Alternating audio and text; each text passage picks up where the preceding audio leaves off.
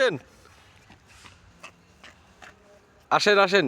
আমি আমি গেছি হচ্ছে ওই যে এখানে তো এটা রেস্ট্রিক্টেড এরিয়া আপনি জানেন। জি। আপনার হচ্ছে এখানে উড্ডয়ন এরিয়া, বিমান বাহিনীর একটা রেস্ট্রিক্টেড এরিয়া। এখানে বিমান মানে উঠে উপরে, তো এখানে সাধারণত যাওয়া নিষেধ।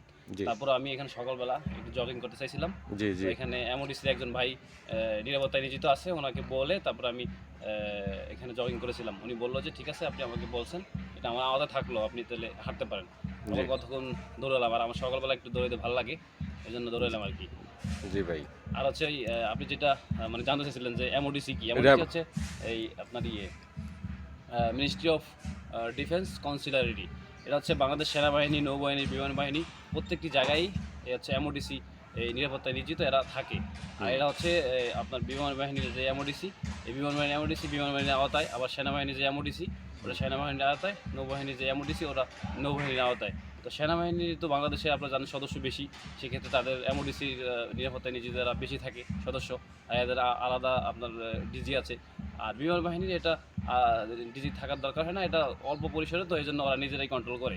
আর হচ্ছে যে আমরা জানি যে বাংলাদেশ সেনাবাহিনী, নৌবাহিনী, বিমান বাহিনী এরা তো বাংলাদেশের আপনার হচ্ছে সার্বভৌমত্ব রক্ষা, বহির্বিশ্বের আক্রমণ থেকে রক্ষার জন্য এরা কাজ করে থাকে।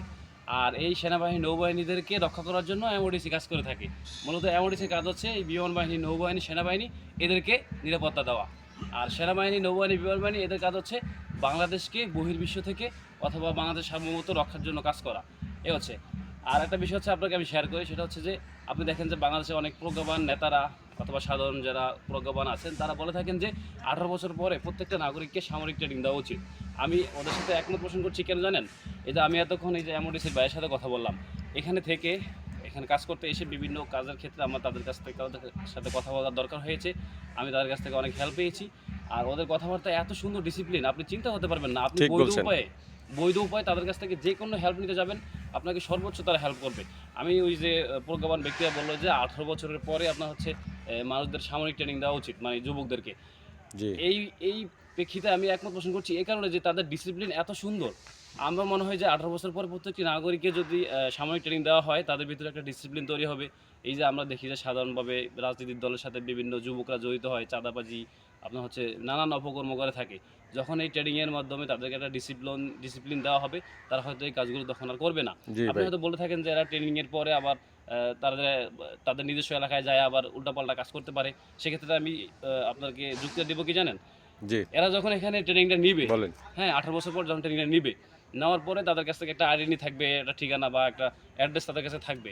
আর তারা পরবর্তীতে যে কোনো মুহূর্তে তারা যদি অপকর্ম করেও তাদেরকে আইডেন্টি করতে সহজ হবে। তাদের কাছে একটা ডকুমেন্ট জমা থাকবে না ট্রেনিংয়ের আগে বা ট্রেনিংয়ের পরে। তো সেক্ষেত্রে এই জিনিসটা ঘটবে না আমি আশা করি। আর হচ্ছে আপনার আপনি দেখবেন যে যারা নির্দিষ্ট একটা ডিসিপ্লিনের মধ্যে বড় হয় তারা কখনো অন্যায় অপকর্মে জড়াতে পারে না। জি। এই যে ধরেন যে সেনাবাহিনী, বিমান বাহিনী, নৌবাহিনী, আপনি কি কখনো দেখেছেন এদের এদের কাছ থেকে অস্বাভাবিক কোনো না আচরণ? না না না। কারণ এরা তার নির্দিষ্ট ডিসিপ্লিনের মধ্যে বড় হয়। আমি বলছি কি যে আপনার 18 বছর পরে এই যে সামরিক ট্রেনিং দেওয়া হলে এটা বাংলাদেশের জন্য যেমন একটা শক্তিশালী রূপ ধারণ করবে অন্য বিশ্বের কাছে, আর এটা বাংলাদেশের মানুষের জন্য একটা শান্তি শৃঙ্খল নিয়ে আসবে। আর হচ্ছে আমি আরেকটি বিষয়ে বলি আপনাকে, আমি হচ্ছে যখন পড়াশোনা করি তখন একটা কোম্পানিতে চাকরি করেছিলাম। উনি বুয়েটের একজন ভাই ছিল। উনি ছোটোবেলা থেকেই একটা ধর্মচর্চার মধ্যে বড় হয়েছিল। তো তার অফিসে আমি যখন চাকরি করি, তার ব্যবহার, তার আচরণ এত সুন্দর লেগেছে আমার কাছে। এটা আমাকে অনেক কিছু শিখিয়েছে যে মানুষের সাথে কীভাবে সুন্দর আচরণ করতে হয় একজন বস হয়ে। তো যে কোনো মানুষ এটা ডিসিপ্লিনের মধ্যে বড় হলে এই এই এই সুন্দর ব্যবহার, সুন্দর আচরণ এই জিনিসগুলো আপনি প্রত্যাশা করতে পারেন। ধরুন যে সেই ভাইটি, এই বুয়েটের সেই ভাই যেখানে আমি চাকরি করেছিলাম, তার বাবা একজন ধর্মভীরু ছিলেন। তিনি খুব ধর্মচর্চা করতেন। তার আচরণগুলো আমার আজও মনে পড়ে। সুতরাং ধর্মচর্চা এবং একটা ডিসিপ্লিনের মধ্যে নিয়ে আসা কোনো মানুষকে ট্রেনিংয়ের মধ্য দিয়ে, এটা আসলেই সবগুলোই পজিটিভ আকার ধারণ করবে বাংলাদেশের মানুষের জন্য। সকলকে ধন্যবাদ জানাচ্ছি।